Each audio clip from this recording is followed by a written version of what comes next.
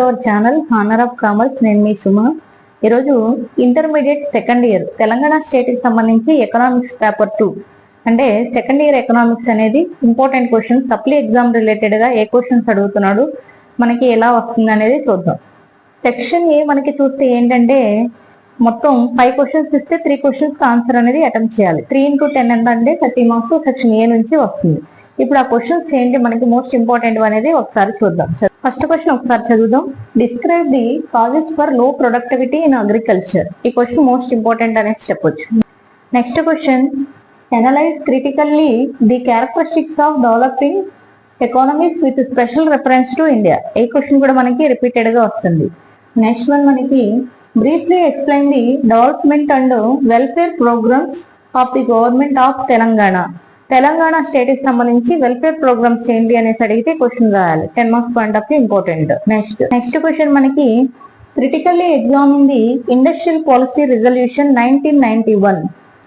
How do you reduce inequalities in the distribution of income and wealth అని ఇచ్చినప్పుడు ఈ question రాయాల్సి ఉంటుంది.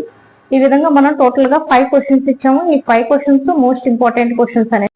నెక్స్ట్ సెక్షన్ బి చూస్తే మనకి టోటల్ గా 8 క్వశ్చన్స్ కి ఆన్సర్ రాయాల్సి ఉంటుంది. 8 into 5 ఎంత అంటే 40 మార్క్స్ అనేవి వస్తాయి సెక్షన్ బి నుంచి. అంటే ఇవన్నీ కూడా 5 మార్క్స్ క్వశ్చన్స్ అనేసి చెప్పొచ్చు అనమాట.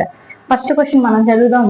Examine the causes for poverty in India. ఇది second question, write a note on Niti Aayog. Every year question అనేది పేపర్ లో ఉంటుంది కాబట్టి బాగా ప్రిపేర్ అవ్వండి. Next, explain the national health policy.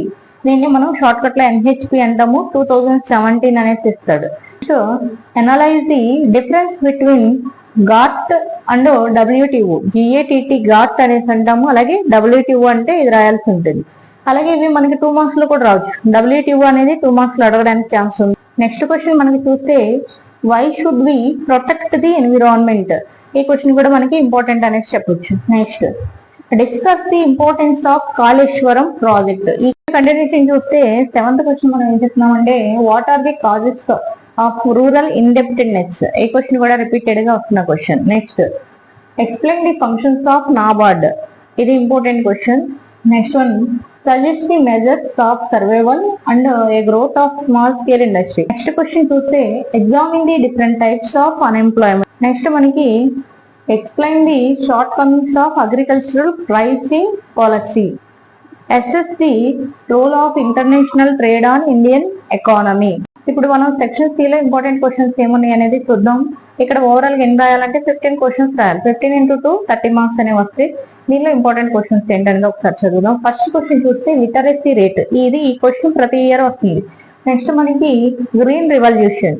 Next, economic growth. Next one, balanced regional development. Next మనకి చూస్తే liberalisation. Next మనకి చూస్తే ఇన్ఫెంట్ మోర్టాలిటీ రేట్ అనేసి చెప్తున్నాం. నెక్స్ట్ మనకి per capital income. Per capital income అనే క్వశ్చన్ మోస్ట్ ఇంపార్టెంట్ క్వశ్చన్ అనేసి చెప్పొచ్చు. Next one, FDI. Next, TS iPASS. ఇది కూడా మనకి మోస్ట్ రిపీటెడ్ గా వస్తున్న క్వశ్చన్ అనేది. Sustainable development. ఇది కూడా రిపీటెడ్ గా వస్తున్న క్వశ్చన్. నెక్స్ట్ వన్, GIC అని కొన్నిసార్లు ఇస్తున్నాడు, కొన్నిసార్లు ఏమి ఇస్తున్నాడు అంటే GOC క్లౌడ్ అనేసి ఇస్తున్నాడు. Next one, food security. Food security కానీ లేదంటే food corporation of India FCA అని కానీ అడగడానికి ఛాన్స్ ఉంది. నెక్స్ట్ మనకి population explosion. Territory sector. Next మనకి balance of payment. Inclusive growth. Next, Janani Suraksha Yojana. ఇది కూడా మనకి ఎవ్రీ ఇయర్. ఈ ఇంపార్టెంట్ క్వశ్చన్స్ కాకుండా నెక్స్ట్ ఇంకా ఏ టాపిక్ కావాలనేది కామెంట్స్ రూపంలో తెలియజేయండి. మీకు వీడియో నచ్చింది అనుకుంటున్నాను. నచ్చితే లైక్ చేయండి, షేర్ చేయండి, సబ్స్క్రైబ్ చేయండి.